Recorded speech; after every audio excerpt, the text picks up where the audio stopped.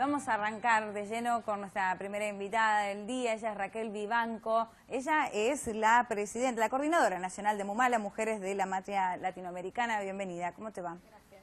Bueno, hoy es un día especial para las mujeres, realmente. El primer paro nacional es histórico, no ha sucedido antes y realmente es una consigna que lleva un año, que se está empezando a replicar en otras partes del mundo y que lamentablemente, si bien logra visibilizar el tema, no ha podido revertir las estadísticas, la cantidad de mujeres que mueren en ocasiones de violencia de género. Así es, nosotras decimos que Ni Una Menos, el 3 de junio del año pasado, lo que consiguió fue despertar a la sociedad y que reunió a miles y miles en todo el país que salimos a reclamar el cese de la violencia contra las mujeres. Su expresión más extrema es el femicidio, por eso es que Ni Una Menos remite directamente a esta realidad que, como bien decís, del 3 de junio a esta parte no se ha revertido. Lo cierto es que las estadísticas que venimos construyendo desde las organizaciones de mujeres, desde nuestro propio Observatorio de Medios Digitales, nos dicen que en la Argentina una mujer muere cada 36 horas y que en lo que va del mes de octubre fueron 19 las víctimas de femicidio, con lo cual este grito masivo de la sociedad aún no llegó a los oídos ni a la agenda de los gobiernos de turno, ni siquiera del gobierno nacional, que es quien tiene la responsabilidad de aplicar las leyes vigentes. Ahora, la mujer hoy por hoy tiene lugares para ser realmente contenida por parte del Estado en estas situaciones de violencia. Nosotras creemos que no, que son insuficientes. No contamos con la cantidad de refugios, ni de asesorías, ni de patrocinios jurídicos gratuitos necesarios en relación a la demanda que existe. El 3 de junio también iban a poder hablar acerca de las situaciones de violencia que estaban viviendo. En ese marco estalló la línea 144, que es una línea de atención y de asesoramiento nacional para víctimas. Y a partir de ese momento nos encontramos con que esa demanda o ese pedido de ayuda muchas veces no tiene respuesta por parte de las instituciones del Estado. Por un lado, marcó una especie de avance en la sociedad, porque claramente hablar en los medios de comunicación, dejar de hablar de crímenes por crímenes románticos o crímenes pasionales y empezar a hablar con nombre y apellido, ¿no? De qué se trata, femicidio. Eso marcó un avance, pero falta muchísimo todavía por hacer. Vos hablabas de la línea gratuita. ¿Hoy funciona esa línea gratuita en la que una puede llamar y denunciar y sentirse un poco acompañada? ¿Funciona realmente como tiene que funcionar? Claro que no, decimos que es deficitaria porque en muchos casos cuando uno llama a esa línea, depende de la provincia en la que se encuentre, va a ser derivada a lugares o centros de atención que muchas veces tampoco dan respuesta cierta de el reclamo concreto que están haciendo las mujeres. Nosotras venimos haciendo un relevamiento también del funcionamiento de la línea 144 y nos encontramos con que es diversa la información que se provee a partir del reclamo de las mujeres.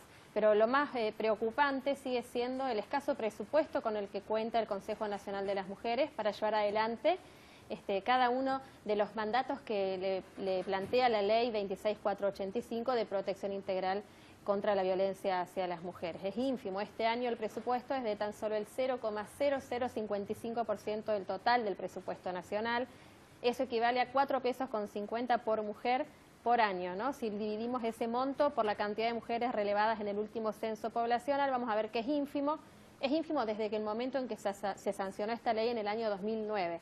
Lo cierto es que no hay intención evidente por parte del Ejecutivo de avanzar en la ejecución de las leyes que para proteger los derechos humanos de las mujeres. Bueno, incluso si hablamos de leyes, en el día de ayer en la Cámara de Diputados, en comisión, en realidad hubo un dictamen dentro de, para sacar una nueva ley, dentro del cual se elimina la Fiscalía contra la Violencia de Género. Eso es un dato que ha alarmado, es algo que no sabemos si finalmente en el recinto prosperará o no, si llegará con cambios, pero realmente que esa Fiscalía, en vez de aumentarlas, en vez de darle más asignación en cuanto a presupuesto y demás, no, todo lo contrario, en reversa, digamos, directamente desaparece.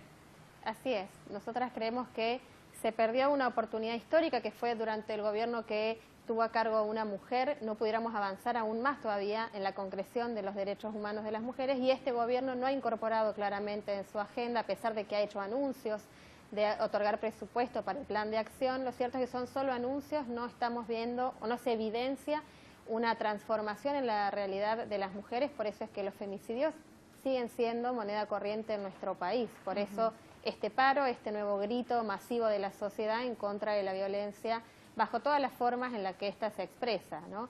Este paro es basta de femicidios, como fue el Ni Una Menos, el 3 de junio de este año y del año pasado, pero también plantea el cese de actividades, porque lo cierto es que en contextos de crisis económica, de ajuste, de inflación, como los que estamos viviendo en nuestro país, las mujeres somos quienes tenemos más consecuencias negativas, somos las más precarizadas laboralmente. Se estima que en la Argentina 7 de cada 10 jóvenes adolescentes son pobres.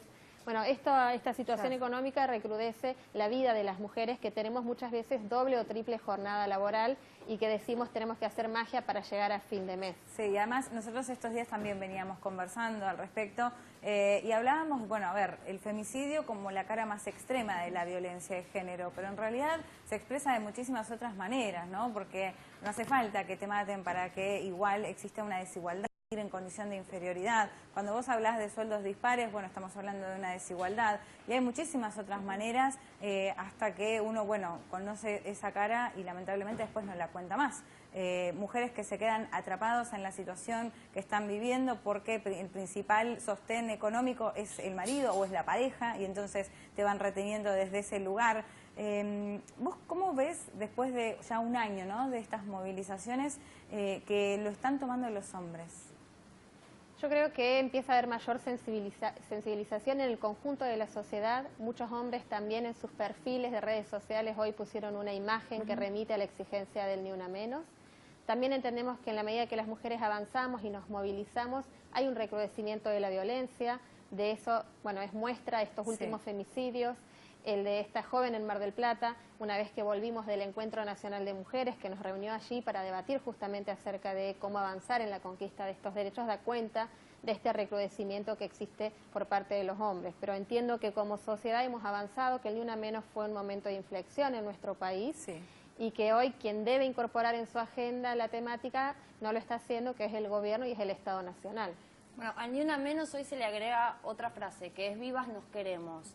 Y me llegó una explicación que tiene que ver con una explicación psicológica, ¿no? Que cuando uno se apunta o focaliza en una frase determinada, que es Ni Una Menos, en realidad genera más violencia, genera más ira. ¿Vos sentís que desde que las mujeres empiezan a salir a la calle, empiezan a gritar basta, empiezan a gritar Ni Una Menos, la violencia ha aumentado incluso en base a esto?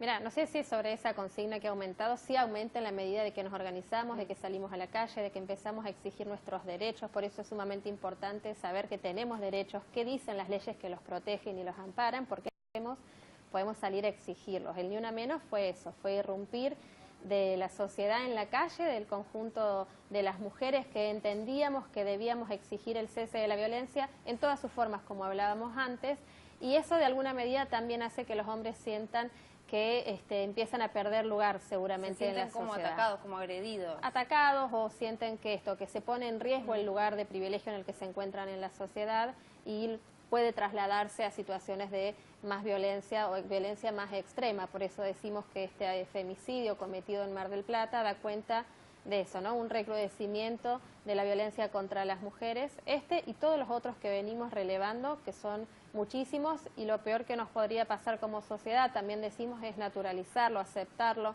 No es posible que en el año 2016, pleno siglo XXI, las mujeres sigamos siendo víctimas de estos tipos de violencia. Pero como decíamos antes, el femicidio es el eslabón final.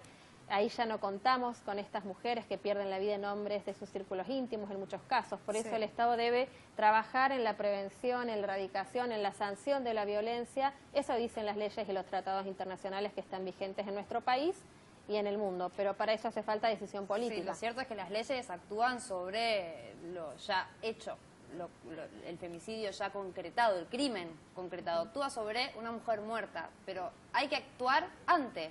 A esa mujer que denuncia ante la policía y que quizás en el escritorio de la comisaría se encuentra con otro hombre o también otra mujer en donde no le toman la denuncia, o sí, pero vuelve a su casa y en la casa lo espera justamente ese hombre que anteriormente la ha agredido. Entonces, me parece que hay que actuar antes de que ese femicidio ocurra.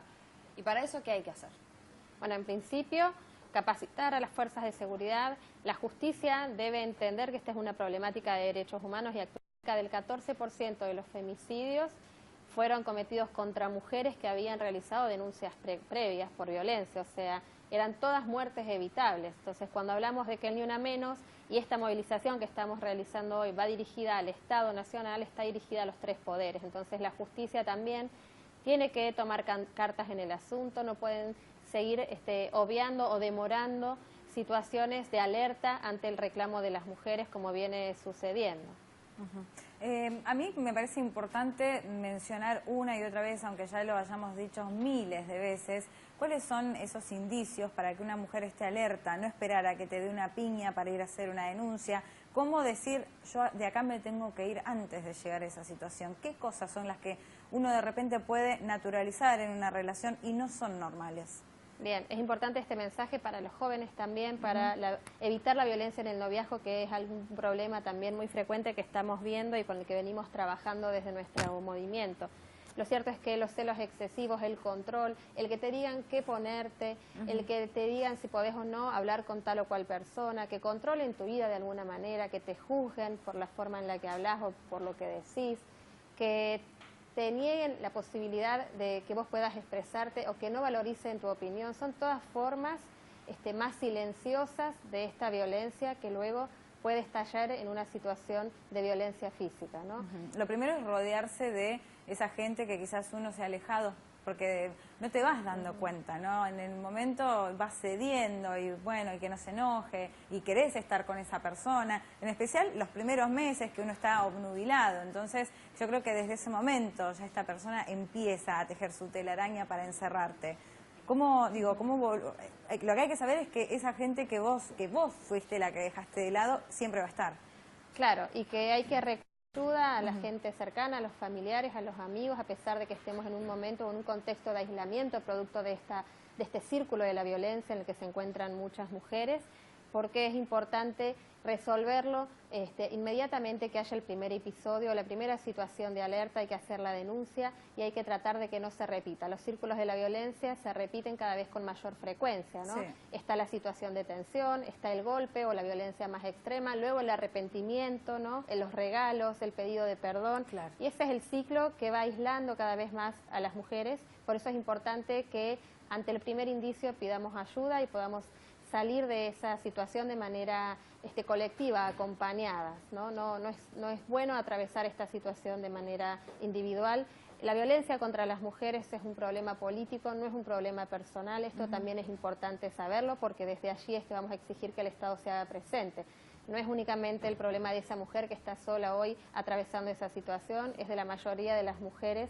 Este es un problema que nos atraviesa a todas. Te quedas 5 minutitos más, repasamos los títulos y seguimos hablando un poquito más. Actualizamos la información entonces, 4:30 de la tarde.